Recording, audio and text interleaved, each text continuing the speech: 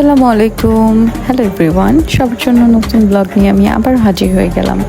আজকের ব্লগে থাকছে কিভাবে ঝুম বৃষ্টির মধ্যে বিয়েবাড়ি পৌঁছালাম, ডিজাইন ডিটেলস এবং টুকিটাকি গল্প। যেদিন অ্যাপয়েন্টমেন্ট ছিল তার আগের দিন রাতে মেহেদি দিয়েছিলাম, সারা রাত হাতে মেহেদি ছিল। সকাল সকাল দ্রুত মেহেদি তুলে আমি আমার সরঞ্জামাদি নিয়ে রেডি হয়ে চলে গেলাম বিয়েবাড়ি। এটা হচ্ছে আমার সিগনেচার ব্লেন্ড। আমাদের সিগনেচার ব্লেন্ডে তেমন কিছুই নেই, আপনার রেগুলার অর্গ্যানিক মেহেদি যেটা ব্যবহার করেন সেটারই জাস্ট লিকুইড ফর্মটা আমাদের সিগনেচার ব্লেন্ড। বাসা থেকে বের হয়ে যখন রাস্তায় যাই, ঝুম বৃষ্টিতে 15 মিনিট লেট। পর বৃষ্টি থামতেই একটি রিক্সা পাই, রিক্সাতে ওঠার কিছুক্ষণ পরে আবারও বৃষ্টি। এই বৃষ্টিতে হালকা একটু ভিজে চলে গেলাম সিএনজি স্ট্যান্ডে, যে নিয়ে বেরিয়ে পড়লাম মনিরামপুরের উদ্দেশ্যে। এটা নিয়ে সম্ভবত মনিরামপুরে আমার 5 নম্বর অথবা 6 নম্বর ইভেন্ট। আবারও ঝুম বৃষ্টি এবং আমার বাম সাইড একদম ভিজে কাক হয়েছিল। পৌঁছে সিএনজি স্ট্যান্ড থেকে ভ্যান নিয়ে আপুদের বাসায় যাওয়া। আপুর ছোট বোন শিন আপু আমাকে বুক করেন। সিএনজি স্ট্যান্ড থেকে 1 থেকে 1.5 মিনিট আপুদের বাসা। পৌঁছে গেলাম বিয়েবাড়ি। সচরাচর বেশিরভাগ বিয়েবাড়ি 2-3 দিন আগে থেকে ডেকোরেশনের কাজ শুরু হয়, আর মেহেদিও সচরাচর বিয়ের 2 দিন আগে দিতে হয়। পৌঁছানোর পর কিছুক্ষণ বসে রেস্ট নিতেই চলে আসলো আমার ওয়েলকাম ড্রিঙ্ক।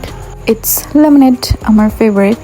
তো লেবু শরবত খেতে খেতে ভাবছিলাম, যেহেতু আপু অনেক গর্জিয়াস নিয়েছে এবং আপুর হাত অনেক চিকন, মানে অনেক চিকন, কি ডিজাইন দেওয়া যায়।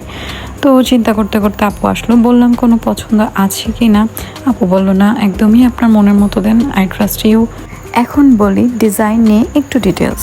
পুরো সিলেক্ট করেছিলেন 2টা ডিজাইন, একটা হচ্ছে একটু মিডিয়াম গর্জিয়াস যেটার মধ্যে একটু গ্যাপ থাকে, আর একটা হচ্ছে অনেক গর্জিয়াস। আপু বলে দিয়েছিলেন আমার হাতে যেটা মানাবে, যেটা সুন্দর লাগবে আপনি সেইটা করেন। আপুর হাত এত চিকন ছিল, যেখানে আমি যদি গ্যাপ ওয়ালা কোনো ডিজাইন করতাম ডিজাইনটা ফুটতো না। এজন্য আমি আপুকে বলেছিলাম, আপু আমি যদি গর্জিয়াস ডিজাইন করি আপনার কি কোনো সমস্যা? বললো যে কোনো সমস্যা নেই, আপনার যেটা মনে হয় ভালো আপনি ওইটাই করতে পারেন। প্রতিটা ডিজাইনের একটা সিঙ্ক্রোনাইজ থাকে, চিকন এবং ছোট হাতকে লম্বা দেখাতে এক সিঙ্ক্রোনাইজ বা প্যাটার্নে কাজ করতে হয়, এবং হেলদি এবং চওড়া একটু লম্বা হাতগুলোতে অন্য সিঙ্ক্রোনাইজেশনে কাজ করতে হয়।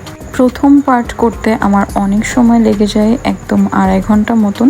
তারপর যখন আমি হাতের সাইজ এবং ডিজাইন ব্যালেন্স করতে পারি, তারপরেরগুলো অনেক দ্রুত হয়ে যায়। প্রথম হাতের ডিজাইন শেষ করার পরে সেকেন্ড হাতে যখন নিচের সাইডে ডিজাইন শুরু করি, ওইটা করতে 45 মিনিট টাইম লাগে অনলি। দুটুকু ছোট্ট হাতে আমি কত রকম ভেরিয়েশনের ডিজাইন নিয়েছি, একবার একটু খেয়াল করে দেখেন। আমি নিজের ডিজাইন দেখে নিজেই মুগ্ধ হয়ে যাচ্ছি। ডিটেলসগুলো মারাত্মক। পাম সাইডের 2টা ডিজাইন শেষ করার পরে একটু ব্রেক নিয়ে খাওয়া দাওয়া করে নিয়ে আপুকে একটুখানি ব্রেক নিয়ে তারপর পেছন পাশের কাজ শুরু করি। এটা ব্রাইডাল ডিজাইনের সব থেকে ইম্পর্টেন্ট জিনিসটা হচ্ছে জয়েনিং। তো সুন্দর জয়েনিং হবে আপনার ডিজাইনটা মেহেদি কালার হওয়ার পরে তত সুন্দর লাগবে।